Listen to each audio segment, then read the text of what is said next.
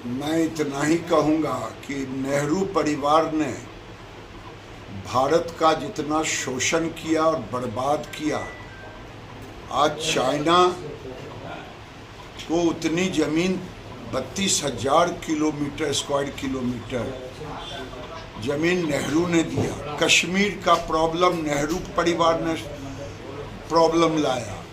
आज देश में तुष्टीकरण यही नेहरू परिवार, नेहरू से लेकर के राजीव गांधी तक अभी तक तुष्टीकरण की राजनीति करके भारत के हिंदुओं के साथ दुर्व्यवहार किया और अपने को शहादत का कहने वाले लोग आज भारत के जनमानस को जिस ढंग से धोखा दिया है, सबसे पहला गरीबों को छला, आज तक गरीबों को कुछ दिया नहीं।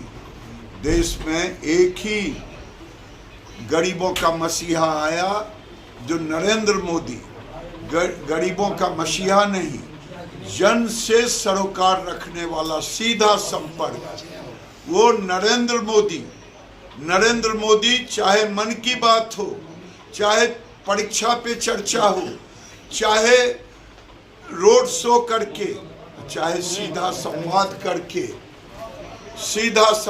करके जनता से सीधा संवाद किया और जनता के दुख को जाना ही नहीं। जो नेहरू खानदान ने आज तक गरीबों को शौचालय नहीं दे पाया, पानी नहीं दे पाया, घर नहीं दे पाया, गैस सिलेंडर नहीं दे पाया, और उनको कानून तो बना दिया कि फूड सिक्योरिटी, लेकिन गरीबों के हाथ में ताकत नहीं दी। नरेंद्र मोदी ही 5 किलो अनाज देने का काम किया और सबसे बड़ा 5 लाख का इलाज। इसीलिए हमारे गांव की कहावत है, उखल कहते हैं जिसमें चावल धान कूटा जाता था, उखल पर चढ़ के बराबर होने की कोशिश नेहरू खानदान ना करे। मोदी गरीबों का मसीहा है, अवतारित पुरुष है। नरेंद्र मोदी देश में एक ऐसा प्रधानमंत्री बनेंगे जो आने वाले दिन में लोगों को याद आएगा और वो पूजे जाएंगे। अंबेडकर के बाद नरेंद्र मोदी पूजे जाएंगे। दादा, सुशील मोदी का निधन हुआ है, बिहार बीजेपी की कितनी क्षति है, क्या कहेंगे? देखिए,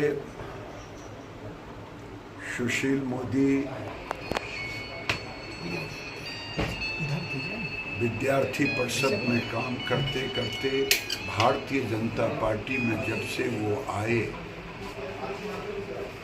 वैसे सरोकार तो विद्यार्थी परिषद से रहा। भले हम विद्यार्थी परिषद में रहें या ना रहें, लेकिन सरोकार तब से लेके अब तक। लेकिन बिहार की राजनीति में अगर नाम आएगा पीछे से कुछ बड़े मनीषियों का, तो कर्पूरी ठाकुर जैसे मनीषी को याद किया जाएगा, कैलाशपति मिश्र जैसे मनीषी को याद किया जाएगा बिहार की राजनीति में, तो सुशील मोदी को भी याद किया जाएगा। विपक्ष के नेता की भूमिका में कर्पूरी जी के बाद अगर कोई गांव-गांव जाने का काम किया तो नीतीश कुमार ने विपक्ष के नेता के रूप में, और उप मुख्यमंत्री रहने के बाद सरकार को कैसे गठबंधन की सरकार को चलाया जाए, उन्होंने वो काम किया। फिनेंशियल मैनेजमेंट सरकार का कैसा हो, यानी सुशील मोदी एक कुशल प्रशासक भी थे, कुशल राजनेता थे, संवेदनशील थे। मैं तो यही जानता हूँ, कोई कार्यकर्ता बीमार रहे वहाँ तक पहुँचना सुशील मोदी का।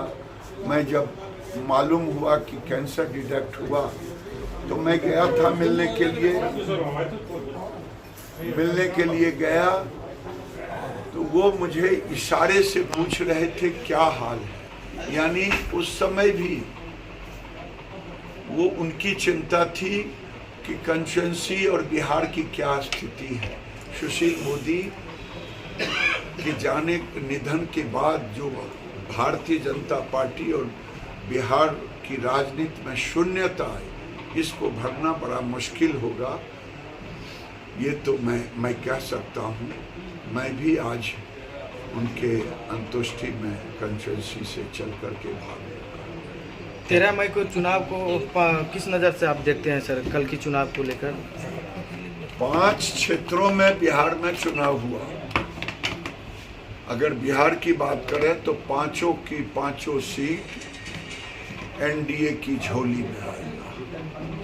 और जो है मुंगेरी लाल के हसीन सपना अगर किसी को देखना हो, कुछ जुल्में पढ़ना हो, तो वो आप सीखिए लालू यादव, तेजस्वी से, इन लोगों से जानिए। लेकिन पांचों की पांचों सीट झोली में आएगी। आगे भी बचे हुए सीट एनडीए की झोली में। बेगूसराय से कितना आप हासिल कर रहे हैं? 200%। कितना मिनिमम? देखिए, मार्जिन गिनना ये तो जब काउंटिंग होगा तो मार्जिन दिखाई देगा, लेकिन ये मार्जिन होगा कि लोगों की आंख की बिज्जी छूट जाए।